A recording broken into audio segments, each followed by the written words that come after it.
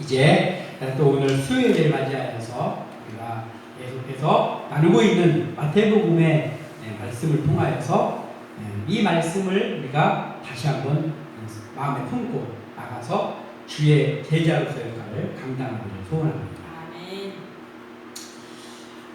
우리가 지난주에 이 유대 지도자들, 대제사장, 그리고 장로들, 서기관 이런 사람들이 예수님께 와서 예수님의 권위가 어디서 나오는지 질문을 했던 그런 사건을 다루었습니다. 그때 예수님께서는 세례 요한의 그 세례의 권위가 어디서 나오느냐 이런 것들을 질문하면서 비유를 마다들과 둘째 아들의 비유, 포도원에서 일하는 그 비유를 들었습니다.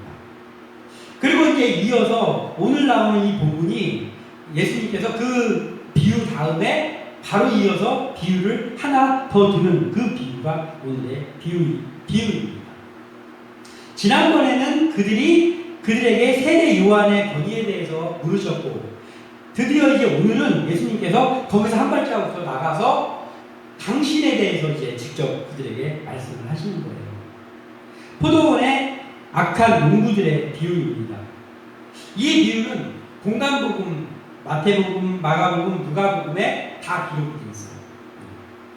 네, 이 포도원 농부의 악한 농부들의 이 비유를 통하여서 예수님이 어떻게 되실 것에 대해서, 그리고 그 예수님을 배척하는 사람들이 누구인가를 예수님께서는 말씀을 하십니다.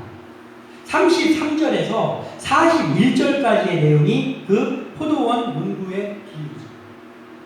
집주인이 포도원을 잘 꾸며놓고 타국으로 가면서 종들에게, 그 농부들에게 새로 주고 이제 타국으로 갔습니다. 그리고 소출이 열릴 때가 돼서 그 열매를 이제 받기 위해서 종들을 보냈습니다. 그랬더니 이 농부들이 주인은 지금 타국에 가서 그들의 집에 모이지 않고 종들을 보냈더니 그 종들을 선대하지 않고 종들을 때리고 죽이고 내쫓고 그러한 악을 저질렀습니다. 근데 이 집 주인이 인내심이 이제 강한 집 주인이에요. 그래서 또 다른 종들을 많이 보냈습니다. 거듭거듭해서 그 종들을 보낸 것이죠. 그런데도 똑같이 그들을 매질하고 때리고 죽이고 능욕했습니다. 이제 그 집주인이 마지막에는 그 아들을 보냅니다. 그러면서 내 아들이니까 설마 이들이 그래도 내 아들은 선대하겠지 라고 하면서 인내심을 다시 한번 발휘하면서 아들을 보냈습니다. 그랬더니 이 악한 농부들이 그 종들을 능욕하고 죽였는데도 자기들에게 아무 일도 안 닥치고 그 주인이 오지도 않았단 말이에요. 그랬더니 마치 앞으로도 자기들에게 아무런 재앙이 닥치지 않을 걸로 생각을 하는 거예요. 말하자면 간이 대박 같은 게 이제 나온 상태가 된 거예요, 이들이.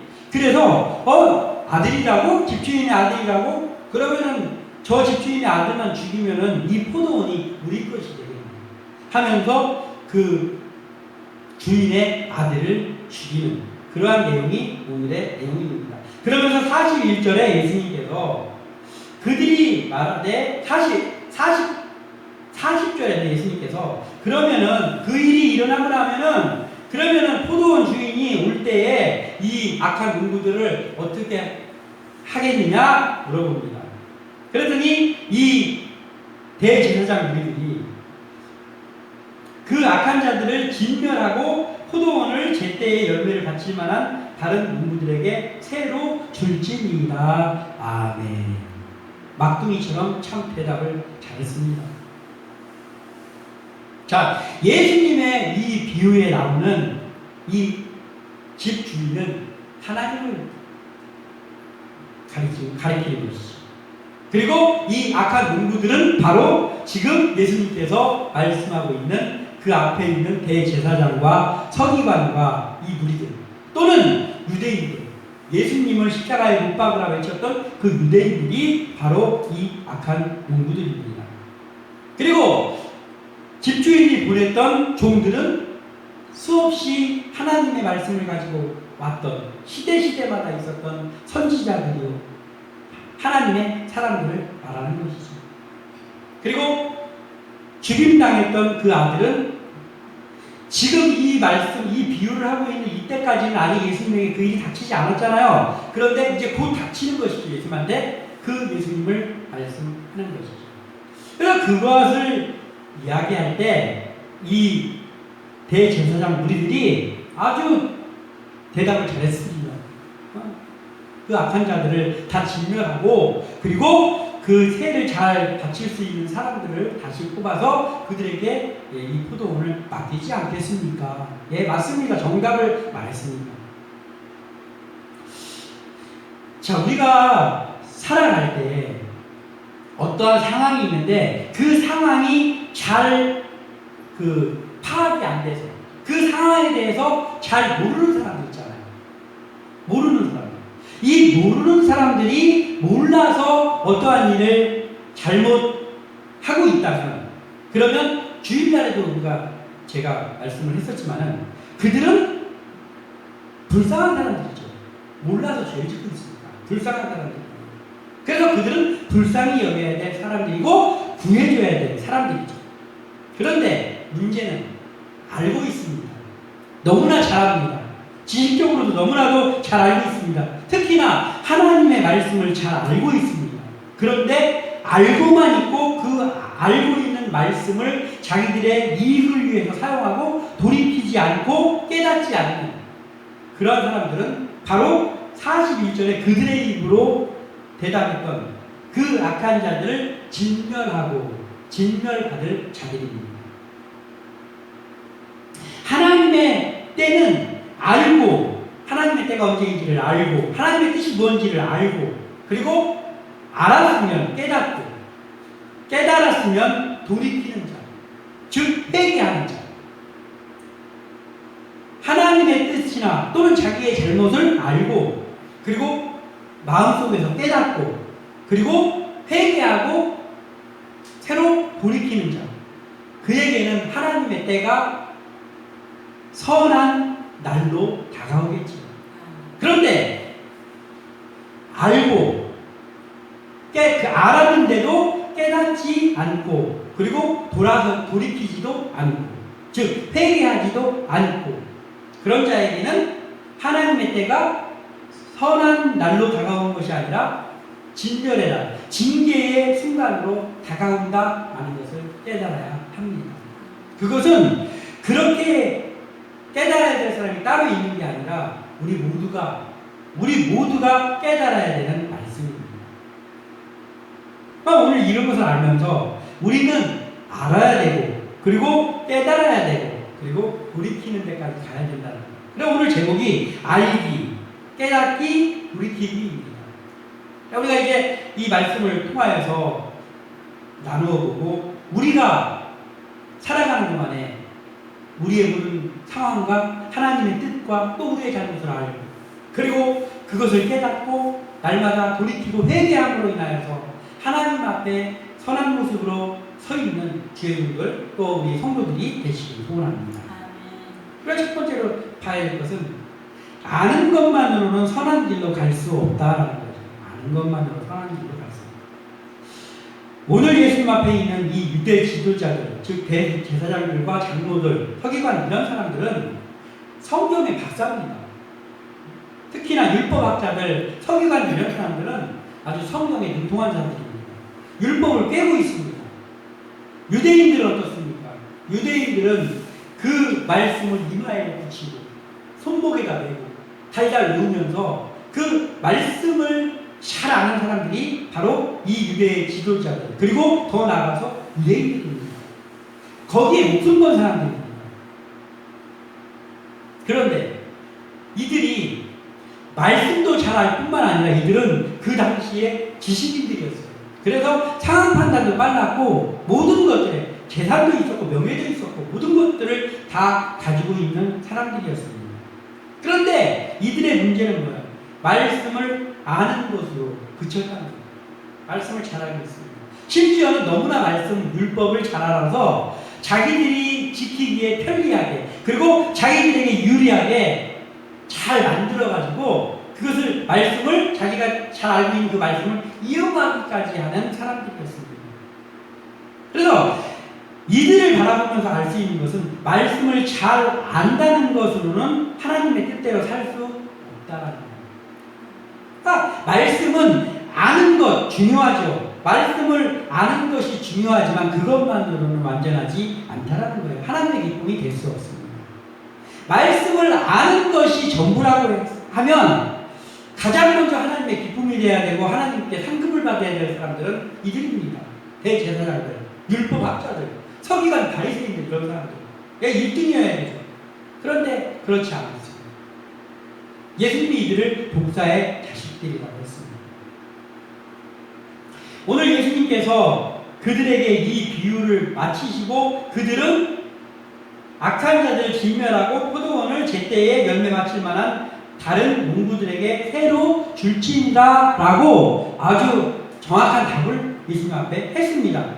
그때 예수께서 이르시되 너희가 성경에 건축자들이 버린 돌이 모퉁이의 머릿돌이 되었나니 이것은 주로 말미암아 된 것이요 우리 눈에 기이한 땅을 읽어본 일이 없느냐 이렇게 그들에게 말씀하셨습니다. 자, 이 42절의 말씀은 익히 구약에 기록된 말씀입니다. 시편의 말씀, 시편의 말씀. 시편 118편 22절에서 23절에 건축자가 버린 돌이 진 모퉁이의 머릿돌이 되었나니 이는 여호와께서 행하신 것이요 우리 눈에 기이한 바로다. 아멘. 이미 기록된 말씀을 예수님께서는 하셨습니다. 자, 이 말씀에서는 이게 다윗의 내용인데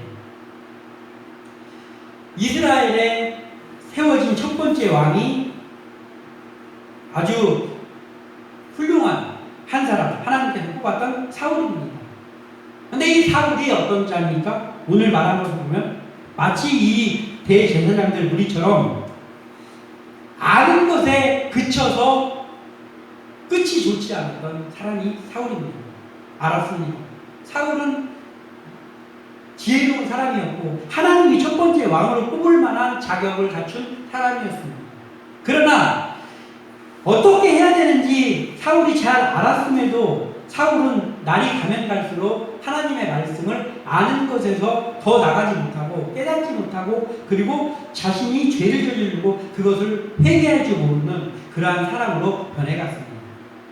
그래서 하나님께서는 자기 가족들에게도 별로 그렇게 인정받지 못하고 심지어는 제사장이 중요한 일 때문에 집에 왔을 때 거기에 참여할 가치가 없다고까지 생각할 정도로 형들은 다 귀한 옷을 입고 거기에 참여했을 때 혼자 들녘에서 양을 치라고 아버지에게 보냄을 받았던 그러한 인물 다윗, 이 사람이 그 사울이 있었던 자리를 하나님께서 거기에 바꾸어서 사울로 그 자리를 옮겼던 그러한 사건이 바로 이 시편의 말씀입니다.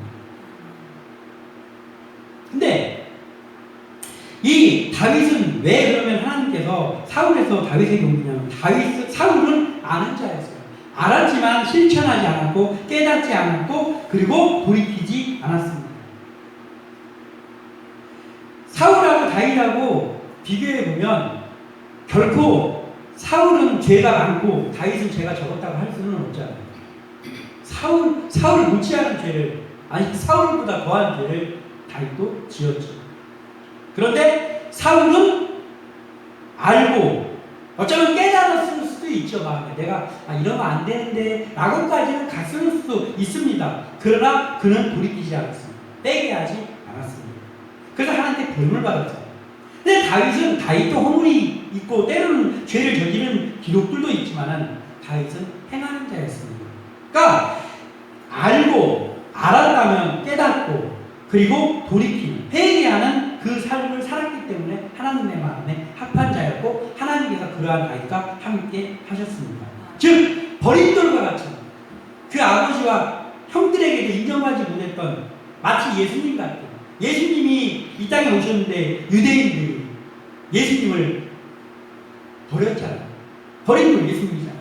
그런데 그 다윗이 사람에게 인정받지 못했던 다윗을 하나님은 선택하셔서 그를 중요한 모퉁이돌 같이 세웠단 말이에요. 그 쓰임 받았단 말이에요. 그리고 그 다윗의 자손에서 진정한 모퉁이돌이 나오셨잖아요. 예수님은 유대인들이 버린 돌이었지만 그러나 모퉁이돌이 되었다. 이 모퉁이돌이라는 게 중요하잖아요.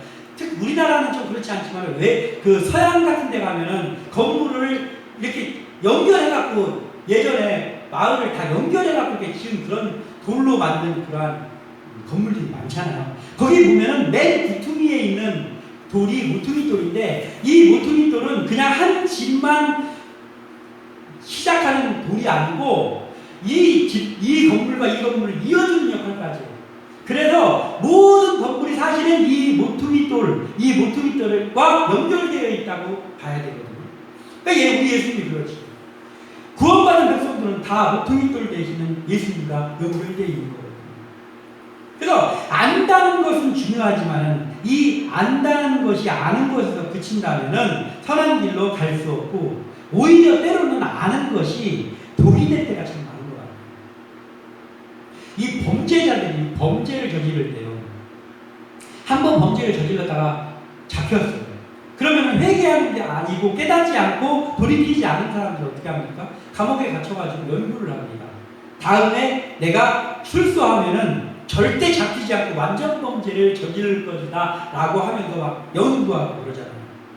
그러니까 아는 것만으로는 그 아는 것이 오히려 독이 되는 경우도 참 많습니다. 이 이스라엘의 지도자들, 대제사장, 또 서기관들 이런 사람들 마찬가지죠.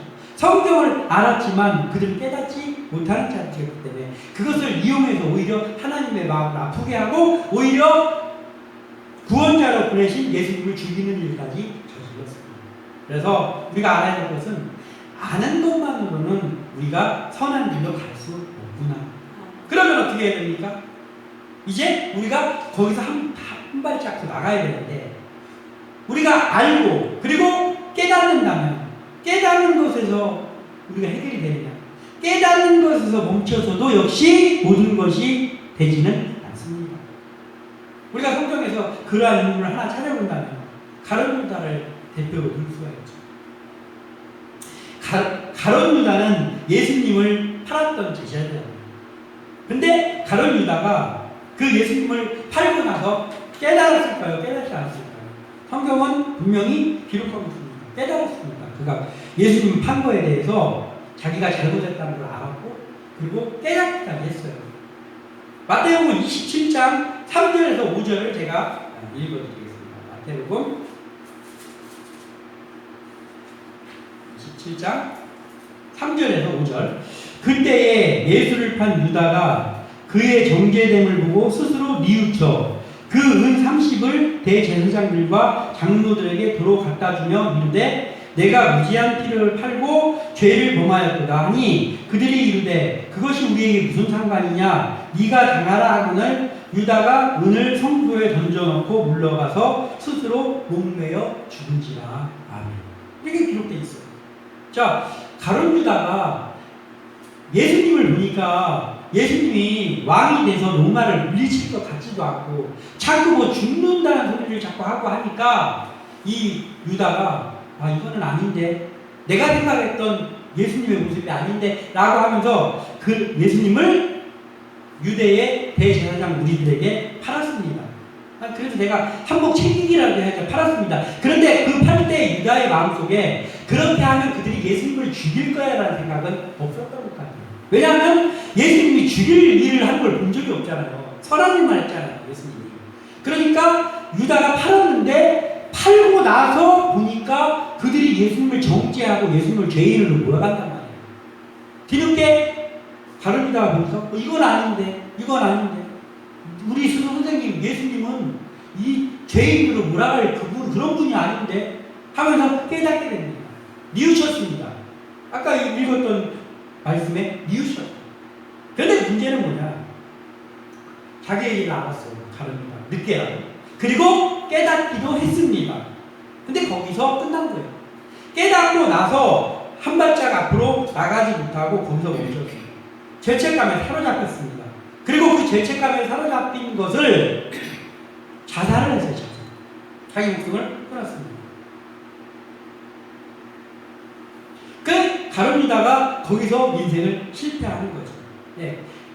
깨닫는 내가 잘못했구나 라는 것을 깨닫는 단계까지 가서는 안 된다는 거예요. 그 한 발짝을 앞으로 더 나가야 되는데 가룟 유다는 그렇게 하지 못했어요. 그래서 자기 목숨을 끊었어요. 그래서 실패한 인생이 되었습니다. 대제사장들 무리들은 예수님의 이 두 가지 비유를 지금 들었잖아요. 본문에서 지난주의 비유와 오늘의 비유 들었어요. 그런데 그 비유 속에 악한 사람들이 우리들을 가리키는 거구나 요거까지 알았잖아요. 지금 예수가 말하는 이 비유 속에 나오는 이 사람들을 우리를 가리키는 것 같은데 라고까지 알았어요. 그러니까 이 사람들이 상황 파악도 됐고 성경도 잘 알고 있는 사람들이었어요. 근데 이들은 깨닫거나 돌이키지 않는 사람들이었어요. 가룟 유다는 깨달았지만 회개하지 않았어요. 이들은 알기는 했지만은 그 이유로 나가지 못하는 그 죄만 더 키워가는 사람들이 오히려 이것을 알고 나서 예수님이 말하는 것이 자기들을 가리키는 거구나를 알고 나서는 예수님을 잡고자 했습니다. 그러나 상황을 보니까 이 자리에서 예수를 잡으면 이 사람들이 여기 있는 사람들이 이걸 보고 예수를 선지자로 알고 있는데 우리가 입지가 좋아지지 않겠다 해가지고 잡지 못하는 거예요. 그러니까 하나님을 의식하지도 않고 그리고 사람들만을 의식하고 두려워하고 이런 사람들이었고 또 말씀을 잘 알고 율법을 잘 아는 사람들이었지만은 도무지 뉘우침도 없고 그 앞으로 나갈 수 없는 그런 무지한 사람들이었다는 것이죠. 그래서 대제사장들 우리처럼 알기만 한다거나 또는 유다처럼 깨닫는 것까지만 가서는 우리가 완전히 주님 앞에 온전히 서는 삶을 살 수 없다라는 것이죠. 그래서 우리가 한 발짝 더 나가야 되는 것이 있는데 그게 마지막 바로 알고 깨달았으면 더 앞으로 나가 돌이켜야 된다는 거예요. 회개해야 된다는 거예요. 회개란 완전한 회개는 뭐라고요? 깨닫고 그리고 돌이키는 거예요.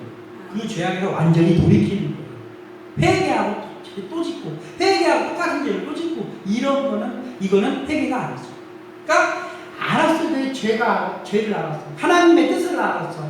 그러면 잘못한 것을 깨닫고 그리고 하나님의 뜻을 알았다면 그 하나님의 뜻에 순종하지 못했던 것을 내가 깨닫고 그리고 깨달았다면 회개할 것을 하나님 앞에 회개하고 그리고 우리의 삶이 완전히 돌아서야 된다는 거예요. 죄악에 비해서 하나님을 바라보는 그 길로 돌아서야 그래야 이제 주님의 제자의 삶을 살 수 있는 것이죠. 이것을 알 수 있는 알려진 사람이죠. 유다는 실패한 사람이 되었지만 유다의 버금가는 죄를 지은 사람이 있잖아요. 예수님의 수제자 베드로. 결코 유다보다 죄가 가볍다고 할 수 없죠. 유다는 선생님을 돈으로 파는 거고 베드로는 사람들 앞에서 선생님을 배신하고 그리고 저주했어요. 누구의 죄가 유다의 죄가 더 큰 것 같은데 라고 결코 볼 수 없습니다. 종류가 다른 거지 둘 다 똑같은 죄인입니다. 3번이나 예수님을 부인하고 그리고 나중에는 욕을 하면서 하지 않겠어요? 저주했다고 했어요. 욕을 하면서 딱 그런 사람 몰라 라고 한 것이죠. 그런데 그 후에 베드로는 가룟 유다보다 한 발자국 더 나간 것 때문에 성공하는 인생이 되었습니다. 베드로가 위대한 주의 사도가 된 것은 그 깨닫는 단계에서 멈추지 않고 회개하고 돌이키는 단계까지 갔습니다. 마태복음 26장 75절에 이에 베드로가 예수의 말씀에 다 굴리기 전에 네가 3번 나를 부인하리라 하시니 생각나서 밖에 나가서 심히 통곡하니라. 아멘. 자, 예수님을 저주하면서 부인하고 났는데 다른 성경에는 예수님의 얼굴이 마주쳤다고 해서 누가 보는 거예요. 그러면서 베드로의 마음에 깨달음이 내가 잘못했구나. 내가 우리 선생님, 우리 주님을 내가 배반했구나 하면서 슬픔이 밀려왔고 그리고 깨달았습니다. 그러고 나서 한 발짝 더 나가 심히 통곡하니라는데 이 여기서 말하는 베드로의 심히 통곡하니라는 유다가 깨달은 곳에서 멈춰서 유다는 어둠으로 달려가서 스스로 목숨을 끊는 것을 택했지만 그와 다르게 베드로는 이제 내가 예수님을 부인했다는 것, 죄를 지었다는 걸 알았고 그리고 그것을 깨닫습니다. 그러고 나서 거기서 멈추지 않고 나가서 통곡하며 회개하는 데까지 이르릅니다. 그래서 유다는 밤을 향하여 달려간 형식이 됐는데 베드로는 새벽을 향하여 달려간 그러한 모양이 됩니다. 그래서 비록 실패했지만 그 실패한 것을 알았고 그리고 깨달았고 그리고 돌이켜 회개하고 그 인생이 턴을 했더니 예수님으로 다시 턴을 했더니 그랬더니 예수님께서는 후에 그 실패했던 베드로를 찾아와 주셨고 다시금 그를 제자로 확인시켜 주셨고 그리고 그에게 양무리를 맡기는 그리고 베드로는 그 양무리를 맡겨주신 예수님의 임무를 완수하는 위대한 사도가 되었습니다. 그래서 우리가 이 말씀을 나누면서 우리가 아는 것이 중요하죠. 하나님의 말씀 잘 알아야 되고 그런 것을 잘 알아야 되지만 이 대제사장 우리나 이런 사람들처럼 알고 오히려 그 아는 것을 이용해서 죄 짓는 데 사용하고 이러한 모습이 되는 것이 아니라 우리는 거기서 더 나가서 항상 깨닫고 말씀 앞에 깨닫고 그리고 거기서 멈추는 것이 아니라 우리의 잘못을 늘 내어놓고 하나님 앞에 내어놓고 예수 그리스도의 이름으로 회개하고 돌이키고 그래서 자꾸 하나님 앞으로 가까이 나감으로 인하여서 우리가 별 볼 일 없는 인생이라 할지라도 주님의 제자 역할을 감당함으로 인하여서 우리의 인생이 정말 값진 인생으로 주님의 제자로서의 인생으로 살아가는 그러한 우리 한 사람 한 사람 그리고 우리 교회에서는 그러한 사람들이 길러지기를 주님의 이름으로 축원합니다. 기도합니다.